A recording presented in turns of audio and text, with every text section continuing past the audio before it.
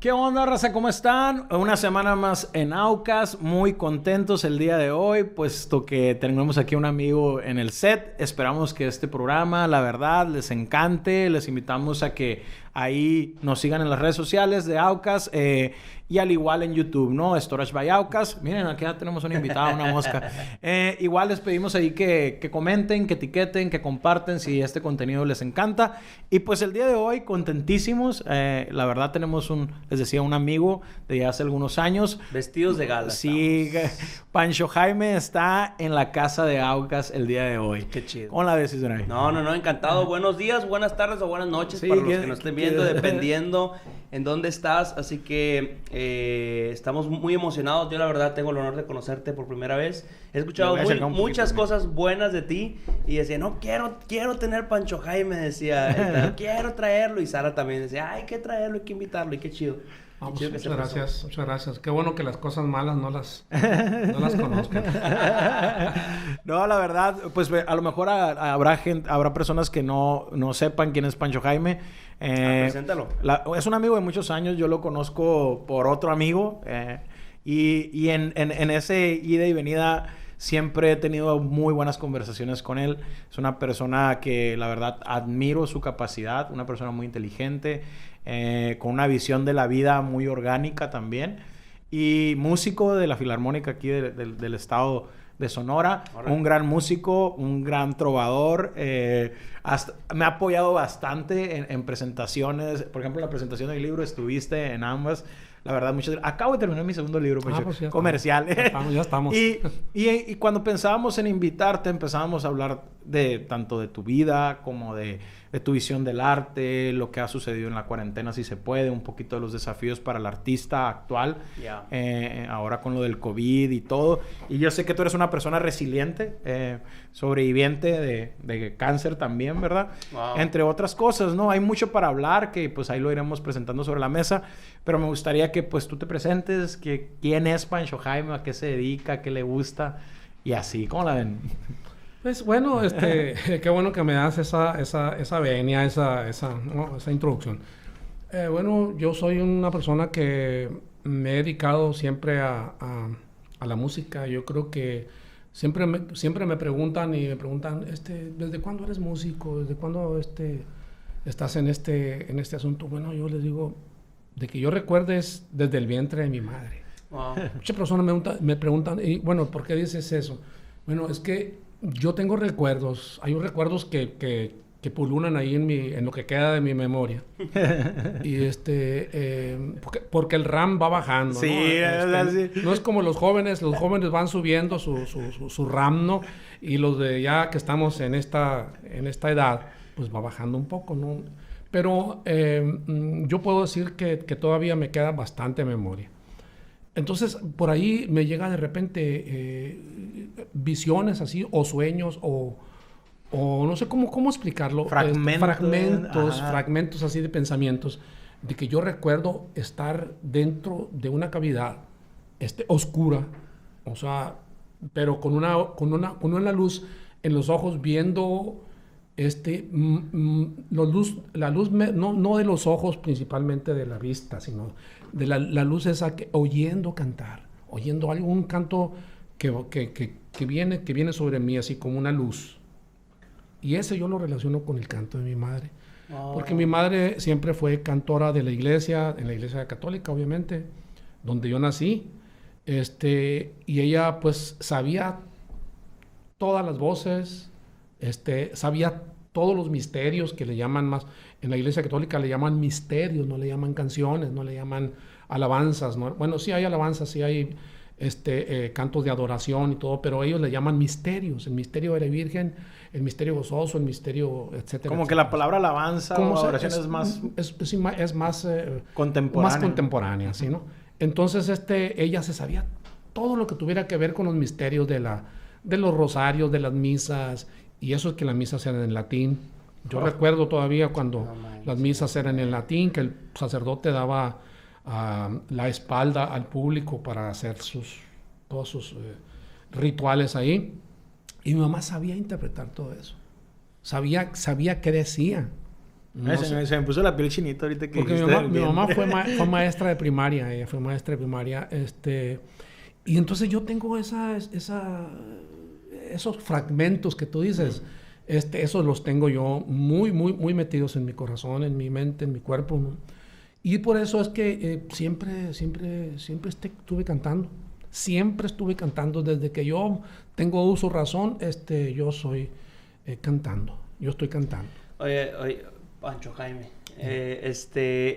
¿cómo ha sido? O sea, yo creo que has pasado por diferentes etapas en la música, ¿no? Por las generaciones que han cambiado. No te puedo decir cuál ha sido mejor, porque a lo mejor la nostalgia va a ganar y uno va a decir, no, pues mi juventud fue un momento muy especial. Pero, ¿qué cambios has visto que han diluido o que han evolucionado en la música? ¿Tú dirías que ha diluido o que ha evolucionado en un buen sentido el aspecto de la música? Por supuesto que ha evolucionado en el sentido de la música. En un principio, cuando yo tendría unos 7 años, 8, quizás. Mi padre siempre, él, aunque no era músico, aunque no cantaba, ni tocaba ningún instrumento, ni las chiflaba, ni nada, ¿no? O sea, yo nunca lo oía así que cantara, que chiflara o entonara alguna canción. Nunca, jamás lo escuché. Pero él era una persona que le gustaba mucho la radio. Y en ese tiempo él tenía un radio. Era más o menos era el tamaño de esta mesa. Ese radio era un radio de onda corta. Que la pila, o sea, la carga la usaba, era más grande que el radio. La pila era una vastedad de este tamaño. O sea, que la ponía... La que cargaba, a través de la cual el radio funcionaba. Y este radio, pues él lo conectaba, no sé cómo lo conectaba, pero aparte, yo tenía muy presente que él conectaba un alambre así a la tierra. Era un alambre cualquiera, podía ser un alambre de paca, un alambre de cual sea. Ese alambre lo conectaba a la tierra a través de un clavo de 6 pulgadas. Okay. Lo clavaba en la tierra y siempre le estaba echando agua. Y entonces decía, bueno, ¿qué pasa con esto? Jamás me daba cuenta yo pensé que esto tuviera que ver con que había 2 polos, uno negativo y otro positivo, que la tierra era, ¿no? O sea, una especie de cómo poder establecer el contacto para que surgiera esa energía y que hacía andar ese radio. Bueno, pues, esa radio agarraba radiodifusoras de La Habana, Cuba, radiodifusoras de Japón, de China, de Inglaterra, cosas terribles y a veces cosas muy buenas. Porque yo escuchaba cosas muy fuertes de chiquillo, ¿no? ¿Cómo qué?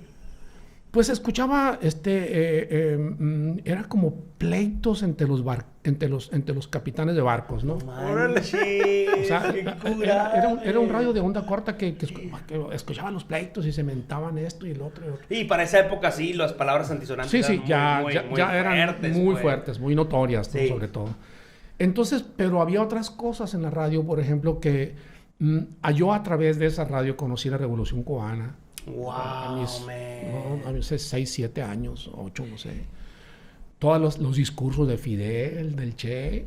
A mi papá, en ese tiempo, por lo que escuchaba, en el pueblo le decían el comunista. ¿A tu papá? Mi papá le decían el comunista. De hecho, mi papá después tenía un perrito que le puso el comunista. El comunista. Ay, qué buen nombre. Sí. Y así le decían a él. No, es que este es hijo del comunista, ¿no? Y hasta el güero comunista y el comunista y así. Bueno, entonces yo ahí me fui empezar a escuchar todo lo que fue la onda de Fidel. Y yo me quedé con esos discursos de amor al prójimo y de amor a la comunidad, del trabajo por la gente. Y de hecho mi papá era el comisariado ejidal del pueblo y siempre estuvo luchando por los derechos de la tierra. Se murió luchando por los derechos de la tierra.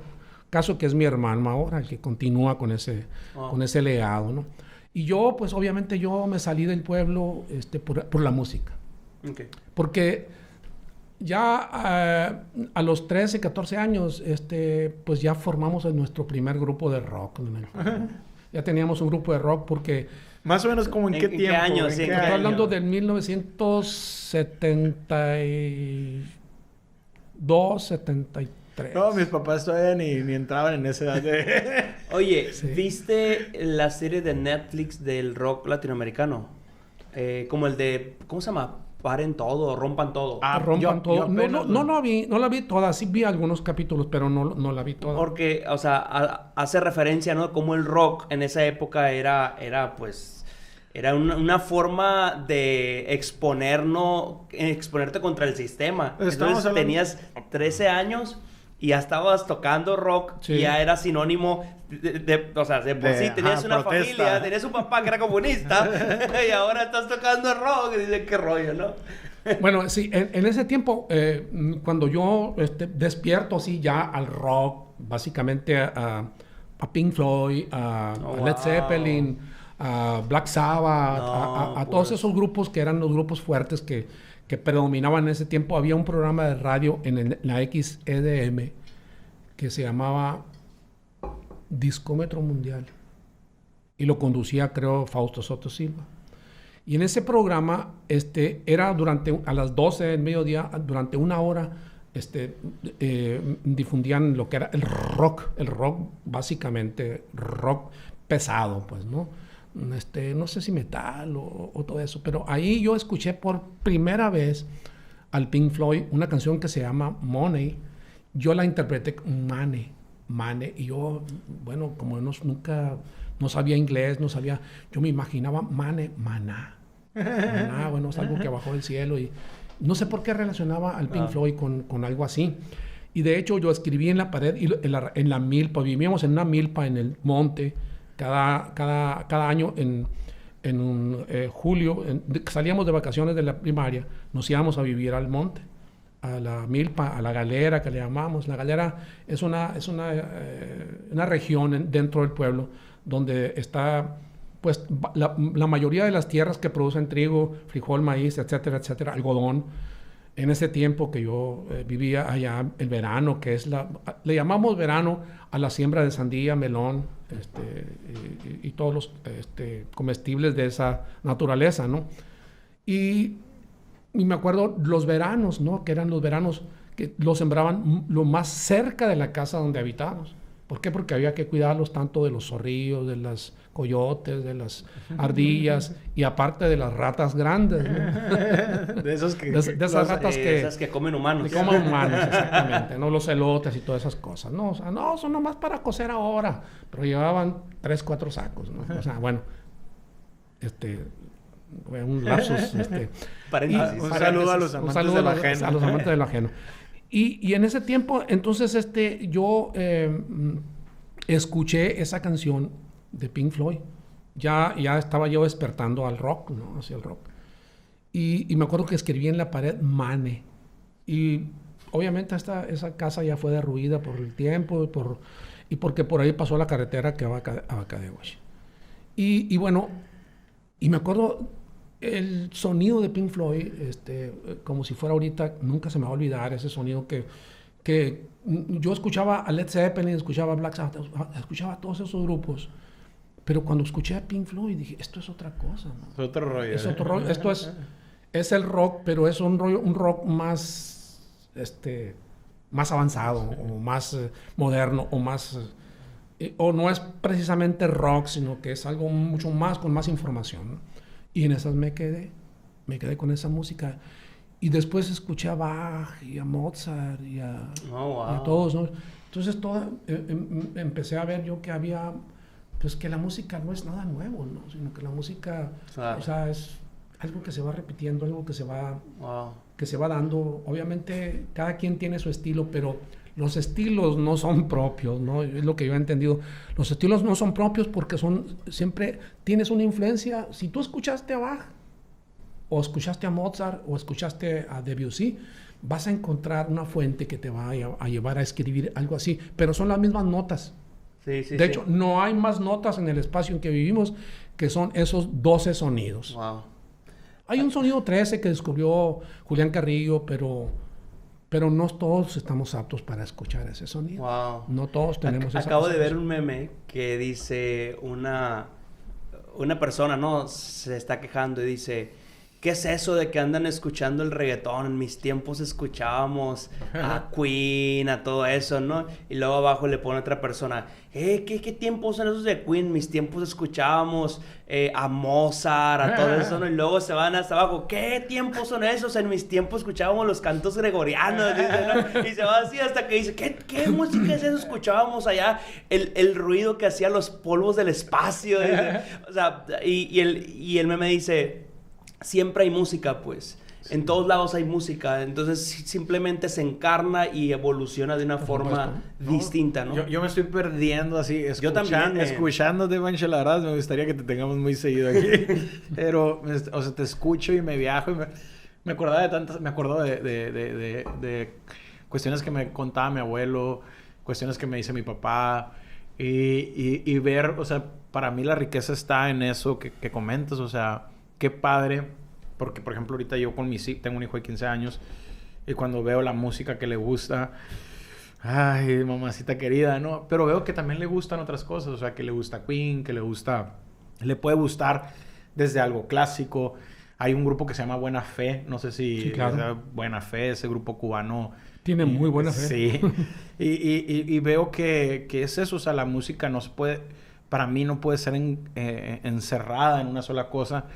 Pero me encanta la parte esta, o sea, hasta qué punto yo veo que la música es algo que te ha ido definiendo, pero te ha llevado a otras áreas del arte. Sí, por supuesto que sí, por supuesto que sí. Bueno, para terminar lo que traía, bueno, y ya después de haber conocido a Pink Floyd, pues ya me di más la oportunidad de yo empezar a trabajar. De hecho, ya tocaba la guitarra. Pues la guitarra yo la aprendí, primero, en la iglesia de mi pueblo había un órgano, era un órgano que le tenías que echar, era un armonio más bien, no un órgano, sino un armonio que teníamos que echarle aire con los pies. Y después ese aire, pues, era una especie de, como los órganos esos, de iglesias. De iglesias, esos grandes, ¿no? Pero a través pues, del aire, ¿no? O sea, y ahí yo me acuerdo que empezaba a que cada nota del teclado era una nota y que había una distancia entre dos notas muy igual, ¿no? Pero cuando yo empecé con las teclas blancas, pero cuando empecé que de do a re hay un tono, de re a mi hay otro, pero de mi a fa no hay una distancia exacta igual como venían antes. Entonces, ¿qué pasa aquí? ¿Cómo está pasando? Y yo contaba las teclas, que en realidad eran 7, ¿no? Siete blancas. 7 blancas, ¿no? Y entonces, pero ya después empecé a observar que había otras teclas negras ahí, que eran 5 negras. Bueno, entonces... Y ya me empecé a dar cuenta que eso se conformaba de tal manera de que era correcto, que era exacto, que no había error en la música, ¿no?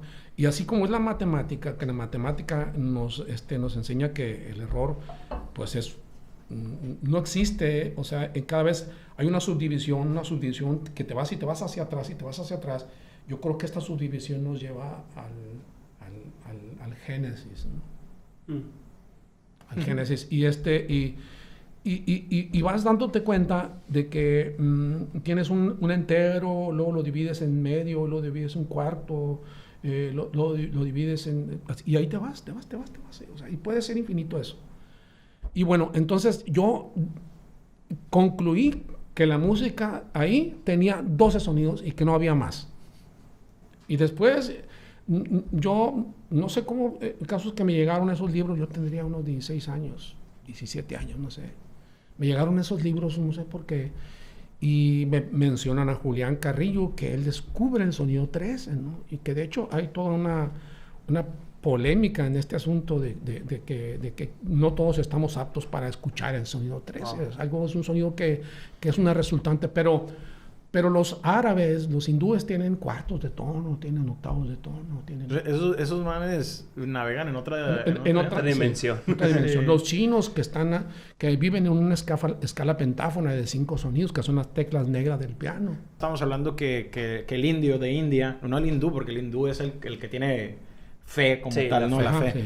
El indio como tal, pues navega en otro flow, ¿no? O sea, esos tienen su propio ritmo y es una música que a lo mejor a nosotros nos parece diferente, no rara, pero pues que también andan en ese rollo. Tienen su propio forma de escritura, su propia tabla de valores, tanto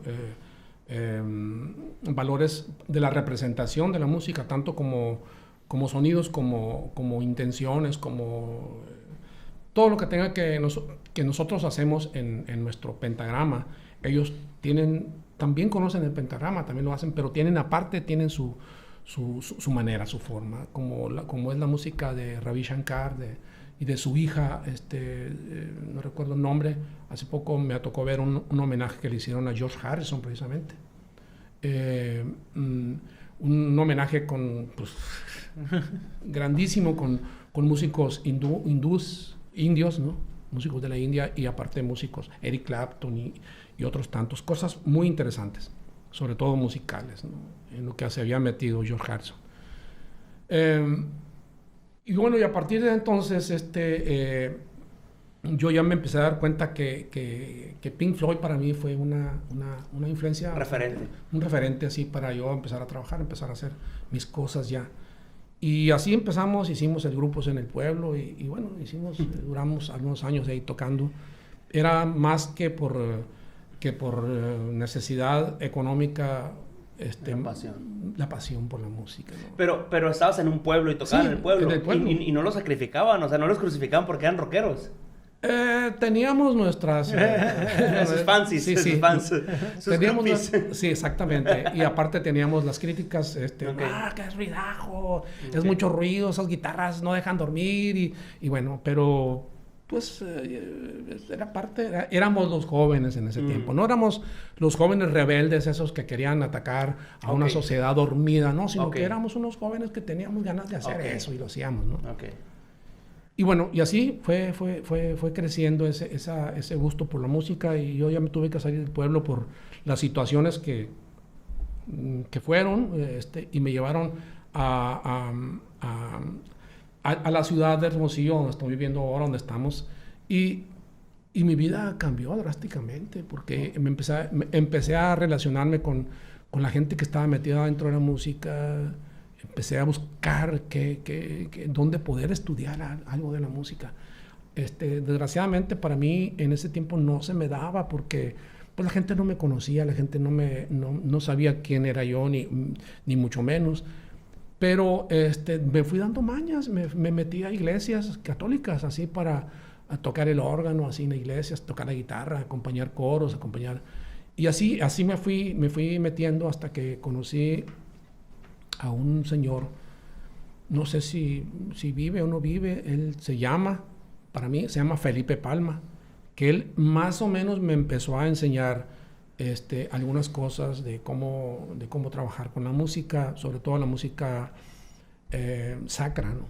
La música pues que se canta en las iglesias, pero no la música que se canta, no la música rondallesca, ¿no? Yo soy enemigo del rondalla. Saludos para los de la rondalla. No me refiero a que la rondalla sea un mal ejemplo, sino que hay rondallas muy buenas. Pero, desgraciadamente, tomando una variacioncita así, en las escuelas primarias, en las escuelas secundarias y en los cobash, básicamente lo que los maestros quieren, los que los directores quieren es hacer rondallas. Sí, man. Y eso es lo terrible. Yo no puedo soportar de que haya 100 muchachos o 50 muchachos y muchachas que estén tocando la guitarra al mismo tiempo. Eso no. Sí. A mí no me... Yo no quiero. Sí, porque parece parece que a veces lo que quieren es que haya festivales de la mamá. Exactamente, eso. No tanto promover la música. Y la música no merece ese trato. La música es su majestad. La música es algo mucho más fuerte, mucho más arriba. Es la manera más fácil de llegar a Dios. Wow, qué lindo. La música. Oye, Pancho Jaime, ¿la música te salvó de algo? Sí. La música Oye, a mí se me olvidó que estoy en una entrevista, güey. Yo estoy así como que... Los dos estamos así. Estoy así como que... la torre. Si la música no existiera, para mí no tendría caso estar aquí en la tierra. Si la música no fuera lo que... Si Dios no me hubiera dado esta oportunidad de ser músico y de amar la música y de vivir de la música y hacer música, pues yo creo que Dios hubiera dicho, ¿sabes qué? No te voy a dejar vivir. Mejor no vivas porque lo otro no tiene caso para ti. O sea, así considero yo de la música en mi vida. La música es todo o es nada. O sea, que sí te salvó de... La música me salvó de la muerte. Así. Cuando... Hoy es 23 de agosto. Sí, ayer fue 22 de agosto. Hace exactamente ayer fueron 21 años que a mí me diagnosticaron con leucemia. Y yo no sabía si era leucemia aguda, si era leucemia... Hay 11 tipos o 12, no sé cuántos tipos de leucemia hay. Que en una puede durar una semana, en otra puede durar un mes, puede durar 15 días, puede durar un año, puede durar 20. Yo tengo 21 años con leucemia. Y para esto yo ya estaba en la música. Obviamente ya era músico, ya estaba trabajando en la música plenamente. Si no hubiera yo tenido la música... No estaría contando esto. Sí. Sí, porque yo siempre he visto, o más bien he sentido en tus palabras, que la música para ti es ese punto de estar bien contigo mismo, de equilibrio, de encontrarte con Dios, de depurarte prácticamente, o sea, de estar conectado. Es algo espiritual también para ti la música, pues no nomás es algo de que, voy y trabajo en la filarmónica, pues, o sea, voy y toco, sino que realmente para ti es parte de tu esencia. Al menos así siento yo cuando tú hemos llegado a tocar temas como estos, pues, ¿no? Y veo cómo te apasiona, veo cómo te vibra. Y me choca un poquito algo aquí, que pues, te he hecho algunas preguntas que a lo mejor no tienen mucho que ver, pero el Pancho Jaime que yo conozco está muy alejado del rock. O sea, está Eso es como que así. sí, o sea, yo no me hubiera imaginado eso, la verdad, o sea, porque el Pancho Jaime para mí es como trovador, es como mensaje casi que nunca lo he visto, pero me lo imagino así como algo que le gusta, inclusive a través de la música, lanzar mensajes revolucionarios, pudiera decir así, o de cambio de pensamiento, no sé, o sea, algo así se me viene. Entonces, ahorita que mencionas rock con Silvio, con otros, ¿me explico? O sea, siento yo que... ¿Cómo fue esa transición? Y yo siento que ahí, perdón que los interrumpa, pero siento que, bueno, yo tengo 2 hermanos músicos y en la casa crecí con música, ¿no? Uno es un rockstar, ahí anda en su banda, el otro está en San Antonio y es músico también muy bueno. Y yo miraba cómo el rock era la puerta más fácil para lanzar como que los pensamientos así de revolución en esa época, ¿no? De estar en contra del sistema, etcétera, etcétera. Entonces, yo creo que no está muy alejado cuando estás hablando de eso, pero me llama mucho la atención cómo en ese sentido muchos de los hombres que están desarrollándose en otro tipo de música tienen su closet de rock, pues, en ese sentido. Bueno, como dice Tadeo, a lo mejor nunca he salido del closet en ese sentido como rockero, ¿no? Pero exacto. sí he estado fuera del closet, sí. Yo tengo mínimo una vez o 2 veces a la semana mi sesión así, ¿cómo se dice? Mis vitaminas de rock, ¿no? O sea, así las tengo. Porque es algo que no podría dejar nunca. El rock para mí ha sido, pues, una etapa formativa en mi vida, ¿no? O sea,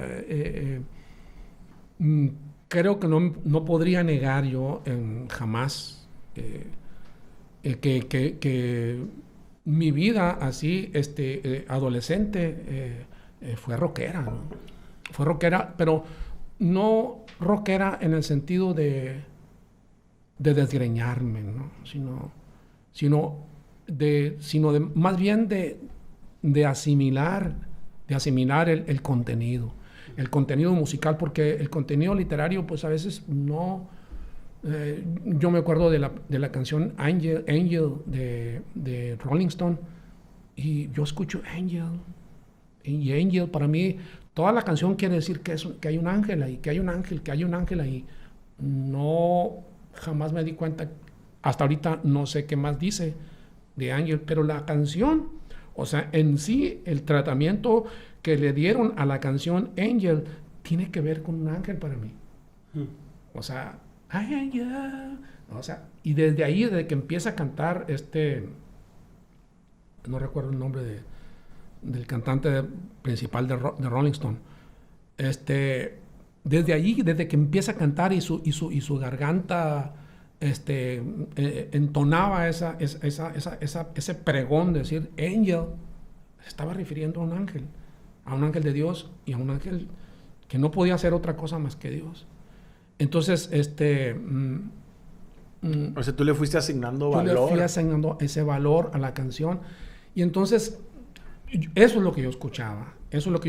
También escuché Frankenstein de Edgar Winter. Lo escuché y lo toqué, Frankenstein. No me quedé con el rollo de que el Frankenstein era el tipo ese que era el monstruo que había sido creado para matar, No me quedé con eso. El rock no me hizo ver esas imágenes de la muerte, ¿no? Ni me hizo ver esas imágenes de ¿cómo se llama?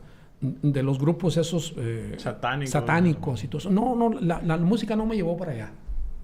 Y qué curioso, ¿no? Porque tú dices, en mi mente yo le di un sentido a la canción, y no sé si decía otra cosa, pero qué interesante, porque la música suele ser una puerta donde nosotros estamos sacando también nuestras emociones, nuestras proyecciones, nuestros deseos, pero también es una invitación, o sea, es un estimulante externo que está tocando nuestra mente para sacar lo que hay aquí. Es decir, yo me acuerdo, o sea, yo no hablaba inglés, y también escuchaba música a escondidas de mis papás, porque mis papás eran muy cristianos, no, la música rock, no sé qué, todo ese tipo de cosas, ¿no? Las escuchábamos a escondidas.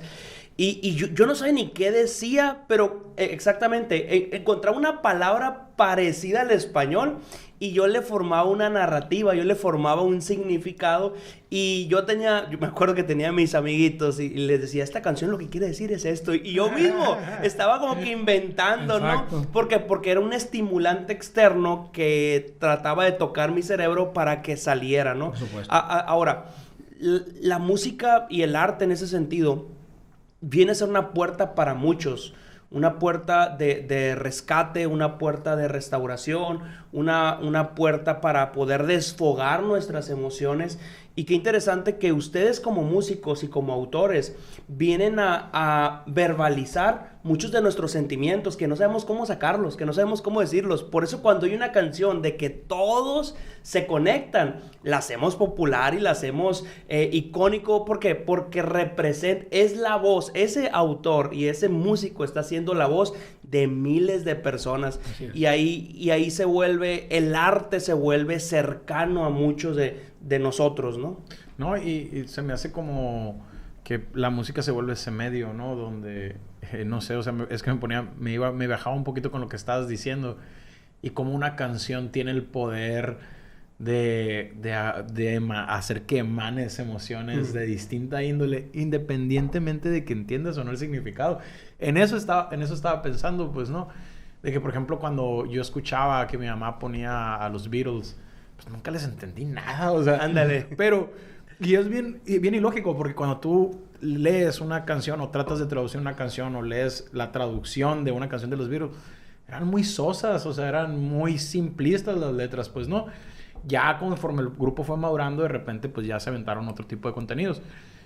Pero lo que sí podía para mí evocar era como sentimientos de alegría, sí, sentimientos... Y es bien padre eso.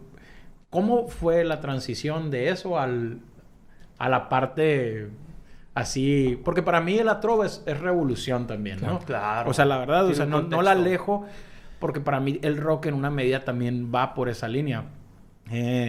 A lo mejor muchos grupos de rock no tenían un mensaje revolucionario, pero en sí el tipo de música era una protesta ante lo que cotidianamente se escuchaba, ¿no? Inclusive ya ves que hasta Elvis Presley se le juzgaba mucho por el tipo de ritmo y de contenido musical. ¿Cómo pasa, cómo se nace esa parte de la trova, de lo... Bueno, mira... Lo estamos adelantando. Sí, hay algo que con lo que yo me quedé, en ese tiempo de mi descubrimiento a través del rock. Hubo grupos, por ejemplo, Rolling Stone, Led Zeppelin, y básicamente con el que yo empecé así a visualizar mucho las entradas y las puertas que se abren hacia un espacio más celeste, más celestial que todo, es Bob Dylan. Bob Dylan para mí tiene que ver con ese principio en mí. Yo lo retomo ahora y digo que Bob Dylan fue como a mí, como un profeta que me abrió esa puerta para entrar al mundo de la música en lo textual, en lo literario. Bob Dylan hace una canción que se llama La respuesta está en el viento.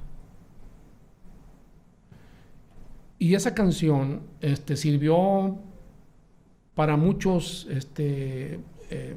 para muchas, ¿cómo se llaman?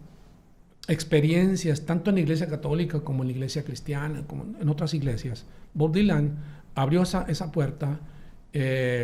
Yo recuerdo, hasta ahorita me viene a la memoria, que en alguna ocasión que yo fui, no director del coro de la iglesia de Cadehue, pero sí uno de los músicos que yo tenía que ensayarlos y tenía que dirigirlos en ese sentido, que nos llegó por ahí una canción que decía: en este mundo que Cristo nos da, hacemos la vida y la paz. Y esa es la canción, La respuesta está en el viento es la melodía. Es la melodía de Bob Dylan, de La respuesta está en el viento. Y después yo caigo, después de conocer a Rolling Stone con Angie, caigo en el Led Zeppelin con Stairway to Heaven, que es una escalera al cielo, ¿no? Entonces digo, yo empecé a hacerme todas esas... Bueno, ¿por qué hay tanta información de que los rockeros son promotores del satanismo, de la violencia, del diablo, de la violencia? ¿Por qué toda esa gente habla de que el rock incita a ser violento, a ser drogadicto, a hacer esto y hacer esto otro? Yo creo que porque es algo nuevo y que está retomando lo viejo caduco, lo viejo que no quiere morir, y lo nuevo que no quiere empezar a nacer, ¿no? Y entonces, qué fregón. Entonces esa idea del rock que irrumpe así fue el nacimiento a una nueva era, realmente. Y Stairway to Heaven para mí fue ese empuje a entender. De hecho, yo quería ser sacerdote. Era mi proyecto de adolescente, de niño joven, niño joven de 11, 12 años. Yo quería ser sacerdote. Y cada vez que escuchaba esas canciones decía, más se reafirmaba la fe, la vocación por ser sacerdote. Sí lo entiendo eso. Sí, y entonces pero algo pasó, algo hubo que dije, no es por ahí el camino. Yo creo que puedo hacer muchas más cosas de otra trinchera que de sacerdote. Yo me empecé a dar cuenta que los sacerdotes siempre traían su carro nuevo, que llegaban de las mejores casas, que comían en las casas de los ricos. Y para esto yo escuchaba a Atahualpa Yupanqui que decía, abuelo, anoche un día me pregunté, abuelo, ¿dónde está Dios? Y el abuelo me contestó que no sabía, pero lo seguro ha de ser que está cenando en la mesa del patrón. Wow. Decía Atahualpa Yupanqui. Y yo veía eso, que los sacerdotes jamás comían en las casas de los pobres. Y luego con ese radio de ¿cómo se dice? De onda corta, comunista. Sí. Yo me pegaba cuenta que los sacerdotes no comían. Bueno, ¿por qué no pueden ir a comer a la casa del calavera o del fulano? No, tienen que ir a comer a la casa de los ricos. Ahorita que estás mencionando esto, hay una realidad, ¿no? Que en este caso... El capitalismo se ha servido mucho de la iglesia para poder perpetuar, ¿no? Lo que es su dominio en la actualidad o en los últimos años. Y esto se da mucho porque la mentalidad capitalista habla de Simón, échale ganas, tú vas a salir adelante y puedes llegar a ser multimillonario, tú puedes con tu esfuerzo, pero hay personas que en realidad por más que se esfuercen no van a salir de donde están por la situación en la que nacieron. Y la iglesia generalmente vende también esa postura y dice, hey, si eres pobre, bienaventurados los pobres. Sí, porque ellos van a ver el reino de los cielos. Y si aquí no encuentras tú la prosperidad, la vas a encontrar allá en el cielo. Y estamos perpetuando, ¿no? Exacto, estamos perpetuando ese nivel, ¿no? En el que se encuentran muchas personas. Y me da mucho la atención esto que tú hablas porque ese pensamiento hoy aún está en muchas personas que yo creo que hoy es más visible y más el repudio hacia la iglesia. Ya estamos entrando en el tema de la iglesia, ¿no? Porque nosotros mismos hemos perpetuado, la institución religiosa ha perpetuado ese pensamiento y hay un rechazo contra eso. Y no solo en el capitalismo, o sea, yo creo que a final de cuentas sucede también en los que intentan ser socialistas, pues, ¿no? O sea, el arte siempre ha sido, por un lado, todas las generaciones han entendido la riqueza del arte en todas sus aristas, pero por otro no siempre o casi nunca se le ha dado la importancia que debería de tener en nuestras vidas. Porque para mí, o sea, yo hace tiempo platicaba con mi hijo y le decía, Dios es un artista. O sea, si tú te sales un poquito de correr diariamente, de vivir corriendo, y te detienes y ves el cielo, o te detienes a ver un pedacito de zacate en un parque, te vas a dar cuenta que todo tiene tonalidades. Incluso es cuando ves una persona muy, muy fea. O sea, yo digo, ese paso de lanza del Señor con esta persona. Es arte abstracto, Tadeo. O sea, es un Picasso este vato. Entonces, yo creo que Dios, o sea, tiene sentido del humor y no solamente tiene sentido del humor, sino que tiene una dimensión artística que nosotros no la tuviéramos heredada de no haber sido que Él lo fuera, pues, en sí mismo. Antier yo salí y normalmente aquí las lunas son hermosas en nuestra ciudad, pero no sé si se dieron cuenta antier que había una como nubecita y sobre la nube estaba pero gigante la luna y parecía que la luna estaba arriba de la nube, o sea, estaba bien impresionante, como que estaba dibujada. Entonces yo pienso que, o creo que sin importar el sistema, porque si nos vamos a Cuba, en Cuba, viejo, hay gente que es artista, te los encuentras en la calle magistralmente acá, esos músicos increíbles, así increíbles, y trabajando de lo mínimo para sobrevivir, pues, ¿no? El capitalismo sucede lo mismo, o sea, yo veo que por un lado, en nuestra nación, hablamos mucho de cultura y de arte, pero hay muy poco apoyo para el arte, pues, ¿no? Entonces, que nos metemos en otra bronca, ¿no? Pero... Sí, bueno, con respecto a lo que tú dices, el lienzo en donde Dios trabaja, los pinceles que Él tiene, la partitura que Él tiene, la batuta que Él tiene, la pluma que Él tiene para escribir en la literatura, yo creo que es muy clara, es muy simple y muy sencilla de verla. Tú hablabas ahorita de la tonalidad que hay en la flor, que hay en las flores del campo, que hay en el mismo aire que respiramos. O sea, no vemos el aire, pero hay tonalidades. Hay un aire fétido, hay un aire aromático, ¿no? Hay un color en el cielo que es un azul intenso, y hay un rojo, hay un amarillo, hay un negro, ¿no?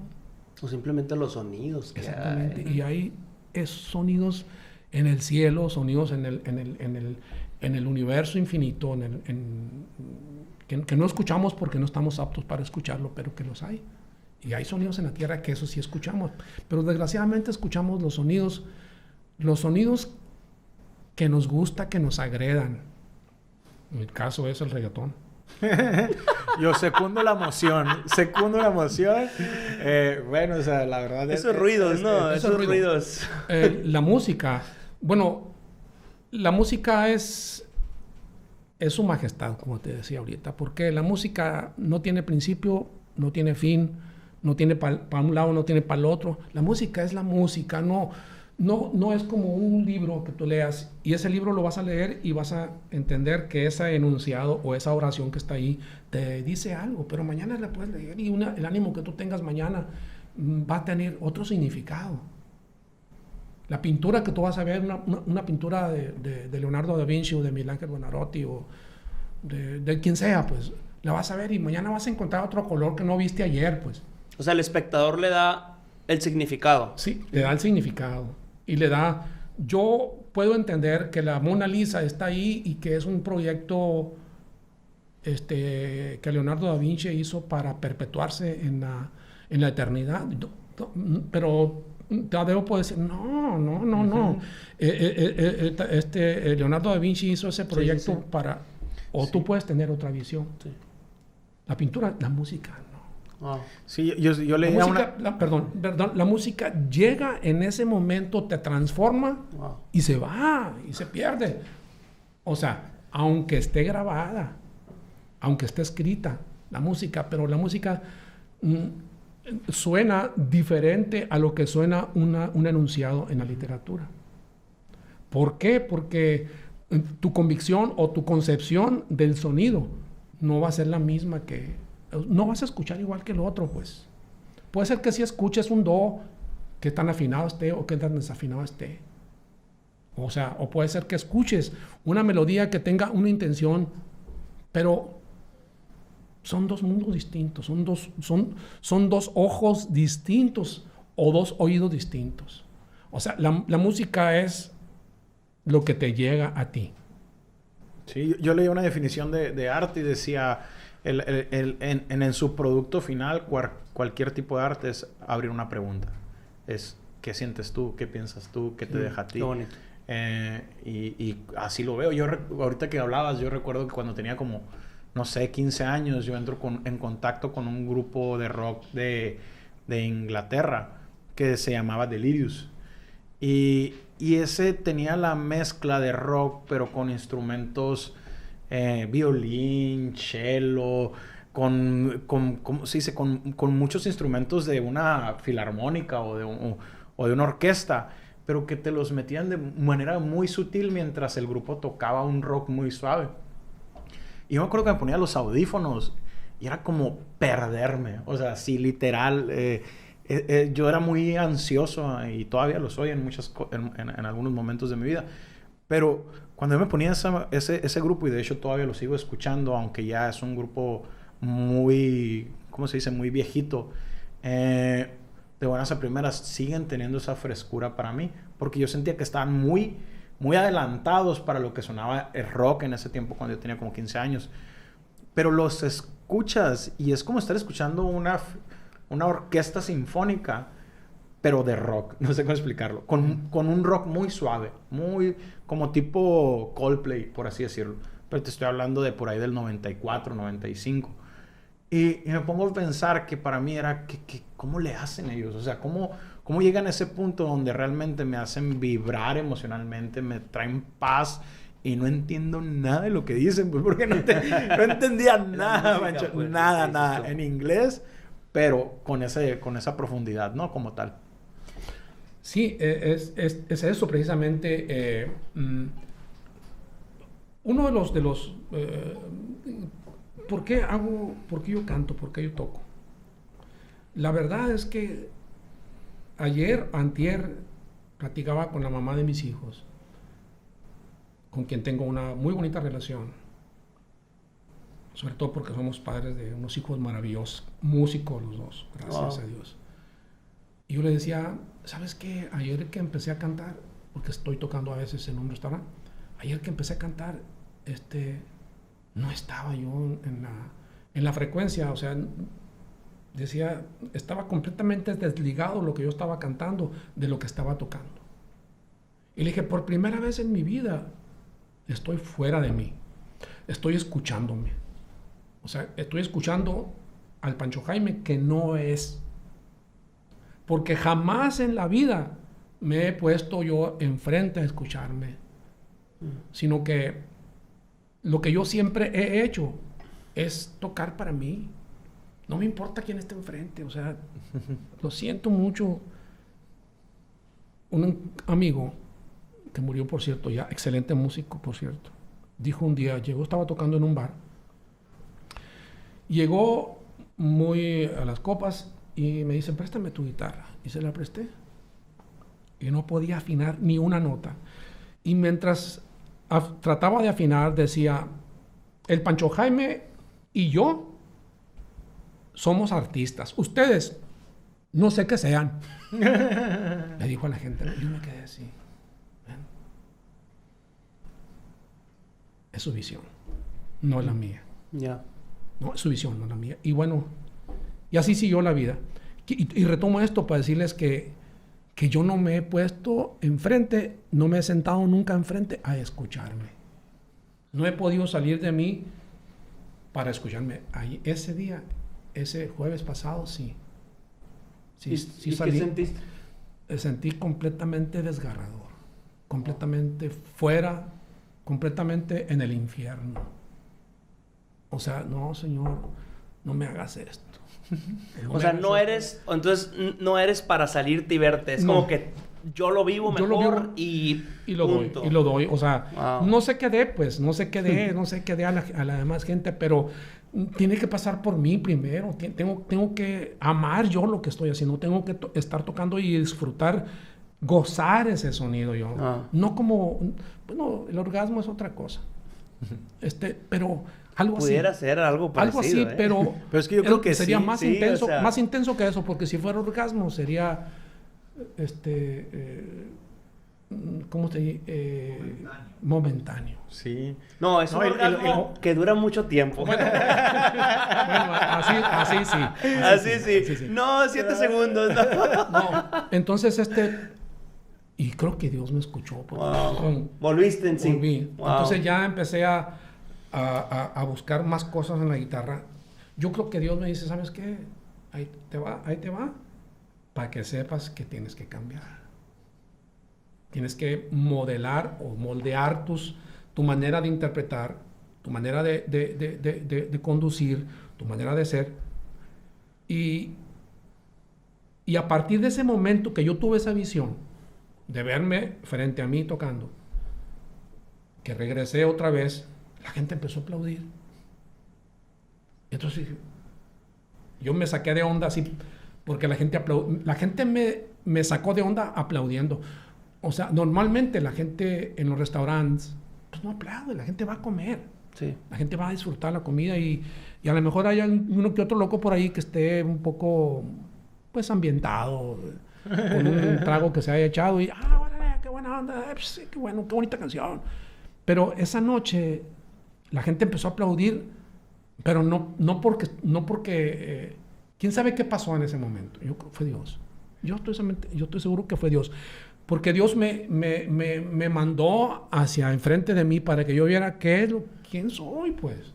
¿Qué estoy haciendo? O sea, no eres alguien que está entreteniendo, eres alguien que está compartiendo su esencia. Sí, yo no voy a entretener a la gente. Claro. Jamás he ido a tocar para entretener a la gente. Yo no comulgo con esa idea. Yo voy a darme yo voy a sentirme yo, a tocar yo, no en el sentido del yo-yo, ¿no? Sí, sino de una experiencia contigo mismo. Exactamente, de que Dios me pone en ese lugar. Y ahí, por ejemplo, ¿qué tan benévola es la industria musical para premiar a esas personas que lo hacen con tanta pasión? Y lo pregunto porque, o sea, veo muchas personas que tienen una pasión increíble y que veo a otros que están en la punta de la industria y que digo, tiene mucho más que dar esta persona que el que está allá arriba, ¿no? Porque es mera propaganda o solamente está endulzando capitalismo a ciertas personas. Entonces, la industria musical no suele ser benévola, entonces, en ese sentido. No, la industria musical es lo más terrible que te puedas imaginar. Wow, man. O sea, la industria musical te da los medios, o sea, te puede dar uno de los micrófonos más caros del mundo, un equipo de grabación de la más cara del mundo, donde estén los mejores ingenieros del mundo para que sea grabado tu proyecto, pero eso no es para ti. De hecho, ahorita las plataformas, Spotify, Apple Music, o sea, descuartizaron completamente a los compositores, a los músicos. O sea, ya el hombre músico, el compositor, el cantante, ya no es más que una manecilla de un reloj grandísimo, global, que va a estar caminando para esa industria que es... O sea, sí hay más apertura para que muchos escuchen. Apertura. Aparente, exacto. Pero o sea, se ha prostituido demasiado, pues yo creo en ese sentido. Yo creo que tiene que ver con hay más apertura, pero para lo que el mismo sistema le genera economía. Yo creo que la prostitución en la música ha existido siempre. Okay. Yo creo que la industria musical siempre ha visto, no por el artista, o sea, el artista dura hasta que la industria lo permite. Man. O sea, la industria te puede llevar a la cima y te puede enterrar. Sí, el caso, por ejemplo, de esta Britney Spears, ¿no? Que fue en los 2000, de inicio fue lo mejor. Tiene un pequeño desliz ahí en su vida personal. La misma industria la castiga y hasta la tacha de loca, ¿no? Y hay un sinfín de personajes así. Y en ese sentido yo creo que mi esposa es bailarina, es una artista. Y siempre que ve a alguien desarrollando arte, saca su billetera y va. Claro. Y honra y dignifica. Claro, y creo que es algo que entre ustedes los artistas, así tienen esa empatía maravillosa, ¿no? Así es. Mira, por ejemplo, la industria de la música llevó a este colapso mundial, porque no es que se dé nada más aquí en México, sino se da en Estados Unidos, se da en Europa, se da en África, en todas partes del mundo. La industria llevó a tal grado de que se empoderó con el trabajo de los artistas. Antes los músicos podían hacer sus cassettes. Antes los discos, los long play, que eran los acetatos. Después sale el cassette, después sale el CD, después el DVD. Después el Blu-ray y después ya... Y ya de ahí pasó a iTunes y a Spotify y a todo eso, ¿no? Que ahora que ellos te dicen si tú subes un disco, puede ser que te toquen unos 13, 14 pesos al mes. Mientras a ellos les van a tocar millones. Yo escuchaba a Alex Sinter diciendo que él, porque es un productor muy, muy, muy bueno, y él decía, yo siempre compro los discos, dice, porque el que tú compres una membresía digital en una plataforma, le baja la calidad. O sea, no escuchas realmente la calidad que salió en el estudio. Y que el CD, en este caso el álbum, o en aquel momento el cassette, que a lo mejor no había tanta tecnología como ahora, pero el simple hecho de subirlo a la plataforma ya le quita la calidad. Yo escuchaba a una persona ahí crítico de música que decía, es que hoy no compramos música, dice, compramos productos, dice. Wow. O sea, la música real no es algo que esté ahí. Y las plataformas con un algoritmo similar al de YouTube o lo que tú quieras, van descartando una serie de posibilidades para escuchar solamente porque no venden, pues. Sí es. O sea, entonces ya no es lo importante la música, y durante mucho tiempo no lo ha sido, sino el producto como tal, pues. ¿De qué sirve que Pancho Jaime haga un disco con mis canciones, con yo grabar mis canciones, hacer mis canciones y subirlo a Spotify o a YouTube? Bueno, no tanto a YouTube, más bien a Spotify, a iTunes. Si yo lo subo, pues yo no estoy respaldado por la industria discográfica. No me van a escuchar más de 3 personas al día. 4, 5, 6 personas pone que me escuchen. Entonces, mi disco o si yo quiero vivir de eso, pues me voy a morir de hambre. Sí, realmente. No me va a generar ningún resultado. Entonces, ¿qué hace la industria de la música? La industria de la música lleva a Britney Spears, a etcétera, etcétera, etcétera. A quien quiera, a Bebo, a Julián Álvarez, a todos esos los lleva, porque hay una intención. A los BTS. O sea, los lleva con la intención de ellos ser los que tengan el resultado. Sin importar el tipo. Pues es que tengo 1 millón de representaciones, de reproducciones en iTunes. Qué buena onda, te tocan 2,500 pesos. Sí. No vas a vivir con 2,500 pesos. No. Entonces, para nada. ¿qué ha generado esto? Que las industrias hayan hecho este propósito. Ha sucedido que la mayoría de los artistas, tanto trovadores, rockeros, norteños, etcétera, todos la mayoría tengan los home studios. Porque cada quien en su casa está haciendo sus disquitos, sus USB. Órale, ahí te va mi USB, te cuesta 250 pesos. Escúchalos. Y que es lo mismo que está sucediendo en todas las áreas del arte. Todas las áreas del arte. O sea, donde hay pintores, escritores, escultores, o sea, que hacen... Bailarines. Sí. Y que a final de cuentas tienen que buscarle por ellos mismos porque el sistema... Ya no da eso. No, y luego, o sea, deja tú eso en el aspecto de la rapidez, de que ¿cuánto tiempo duraba un grupo antes para sacar otro álbum? O sea, sí, ¿por qué? Porque le sacaban jugo al que tenían, o sea, se quedaba en la mente. Hoy cada mes están sacando un sencillo o un álbum y otro álbum y otro álbum, y ni chance le das a las personas de procesar el trabajo que hiciste anterior. Y escuchas las nuevas canciones y dices, pues no tiene nada de arte. ¿Por qué? Porque está los mismos 4 tonos. Como las rolas worshiperas, pues ahora. Son los mismos tonos. Entonces tú dices, ¿qué rollo con esto? Es lo mismo, la misma melodía, el mismo ritmo. Pero el afán de querer sacar algo nuevo, de estar a ese nivel, los lleva a diluir o no sacar un producto pues tan emblemático, ¿no? Como en aquel momento. ¿Cómo vamos de tiempo, Esdras? ¿Listo? Ok, pues mira, volviendo aquí al punto para hacer un cierre, Pancho Jaime, definitivamente nos encantaría que puedas volver a estar con nosotros. Ustedes invítenme. O sea, yo estoy disponible las 24 horas. Ahora más que estoy jubilado de la orquesta, sigo yendo a la orquesta porque la orquesta para mí, la música siempre va a ser mi motor principal, ¿no?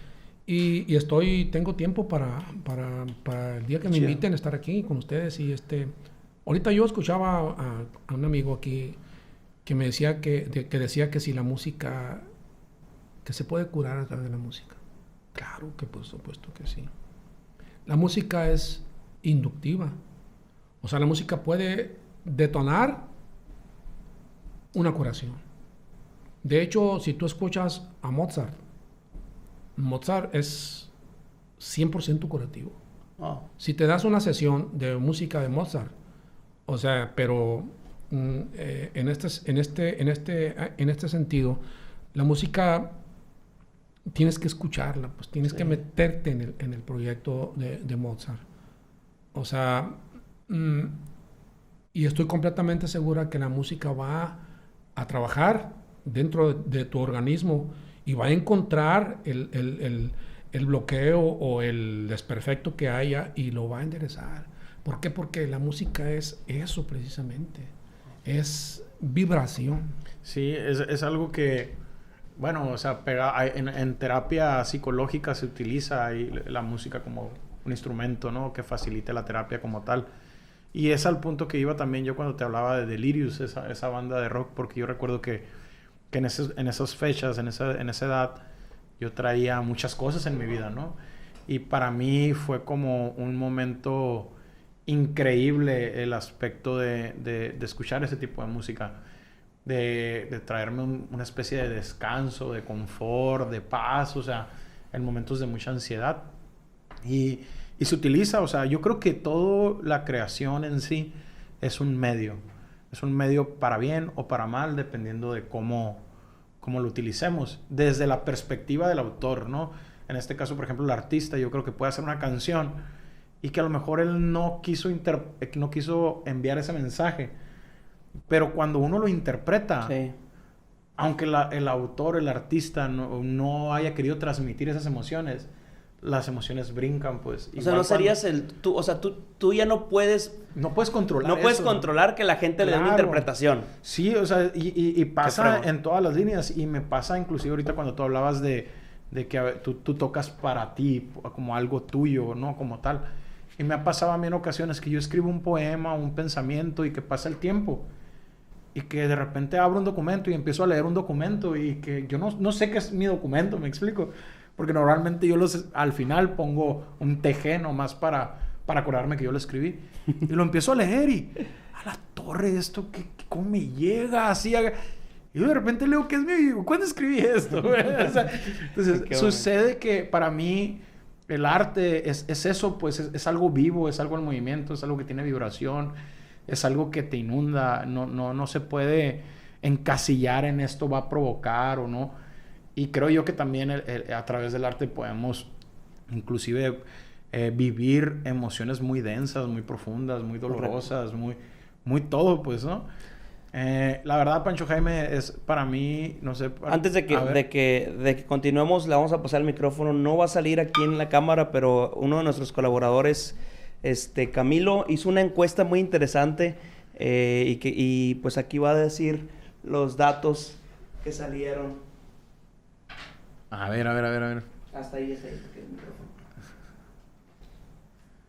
Pancho Jaime, pues primeramente muchas gracias por estar aquí en el estudio. Te agradecemos mucho tu visita. Y mira, quiero compartirte aquí unos datos de una pequeña encuesta que realizamos vía Facebook.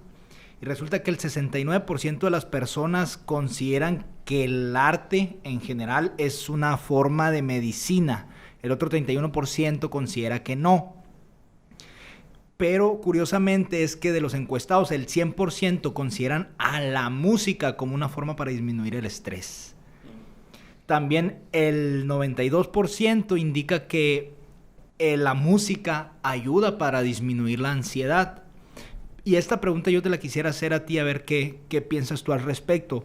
El 80% de las personas consideran que la música también puede ayudar a aumentar la ansiedad y el estrés. ¿Tú crees que la música puede no solamente ser una medicina y no solamente ayudar a disminuir el estrés o la ansiedad en las personas, sino también aumentarlo? Yo creo que sí. Yo creo que hay... Una pregunta. La música es una.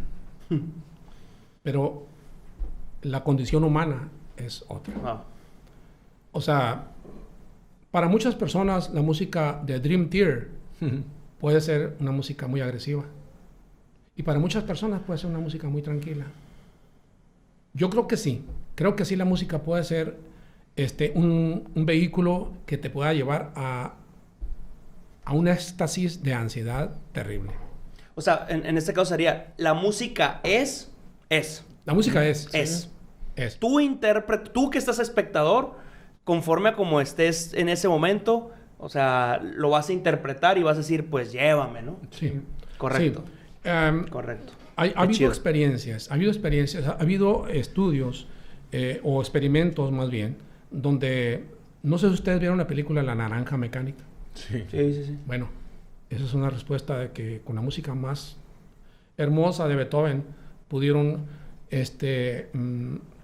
conducir a una mente que había sido una mente terrible, asesina, etcétera, etcétera. La pudieron controlar, la pudieron cambiar, pero es la condición humana la que puede detonar o no detonar en la violencia o en la ansiedad. Al final del cuenta seguimos siendo el problema de este mundo. Así pues. es el género humano, claro, el que está mal. La condición. O sea, creo que el género humano tiene la grandiosa capacidad de hacer lo mejor o lo peor. Yeah. Ese es el humano. El humano ha lidiado siempre con esas dos vertientes, de la maldad y la bendición. O sea, siempre el humano ha podido desvirtuar la realidad o engrandecerla, embellecerla. Así es. ¿Por qué? Porque su condición es esa. Es la humanidad. Por eso dice la condición de la humanidad. Por excelencia, ¿no? O sea, Yo el tengo problema es el corazón del hombre. un recuerdo que guardo mucho en mi corazón. Un recuerdo cuando me tocó a mí, cuando estábamos en la iglesia que teníamos. Me tocó una ocasión que yo hice la alabanza y la adoración. Y me acuerdo que tú hiciste un comentario que a mí se me quedó muy grabado en mi corazón. Dijiste, cuando yo escucho la adoración y la alabanza con el Pancho Jaime, se me antoja más una copa de vino, un queso y un pan. O sea, nunca voy a dejar de ser bohemio, pues, en mi proyecto, hermoso. ¿no? O sea, y así voy a ser siempre, creo. No, y nunca dejes de ser hermoso, eso. O sea, qué hermoso el hecho de poder entender que no es solo música, sino que es algo más. Y creo yo que la música, a final de cuentas, es un reflejo de un creador, pues, ¿no? De un Dios creador. Y es hablar en su idioma, pues. Así es. Es un idioma muy denso. Y para completar la pregunta que hacía el compañero, simplemente ustedes vean el reggaetón.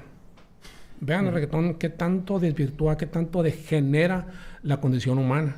¿A dónde lleva a la humanidad el reggaetón? O sea, qué tanto lo minimiza, qué tanto lo baja como ser humano. Algo instintivo. Algo instintivo, exactamente.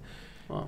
Y a mí me tocó, ahorita que hablabas de Cuba, a mí me ha tocado ver en Cuba los más grandes ejemplares en la música, en el arte en general, en el teatro, en la danza, en las artes plásticas sobre todo. Los cubanos han llevado muy alto este proyecto del arte en general. Y yo platicaba con un músico muy bueno en La Habana y me decía, ¿sabes una cosa? Me dice, nosotros aquí estamos trabajando en un laboratorio tratando de hacer vacunas contra el reggaetón. Y creo que lo lograron, Creo que lo lograron. Los cubanos hicieron un trabajo muy, muy excepcional en hacer, mezclan el reggaetón con la salsa, con el rock, y hacen una especie de fusión que le llaman ellos. Y es algo que dices tú, bueno. Sí, es que la vacuna no está tan mal. Es que una vacuna tiene porción del virus. Sí. Pues. Exactamente. Entonces, a mí me tocó ver en La Habana precisamente lo que era la metralleta, que era un poco, es una variante, es una cepa del reggaetón. Que esa sí era cosa terrible. Cómo degeneraba, cómo lo puedo decir así, hasta es casi era un acto sexual de una mujer con un hombre bailando. Como hablar del funk en Brasil, ¿no? También. Sí, eso era. Y entonces... pero el funk es el funk. Sí. Claro, eso sí. No, pero no me refiero al funk de Estados Unidos, sino es un baile... ¿tú te refieres al baile? A un baile funk, que es como una variante del reggaetón, pero prácticamente están y teniendo sexo. No, pensé que te referías a lo No, el otro es que hay mi respeto. Hay una película brasileña que yo vi hace muchos años, no recuerdo qué tantos años, pero la película se llama Orfeo. Está basada en la película, en la ópera Orfeo en los infiernos de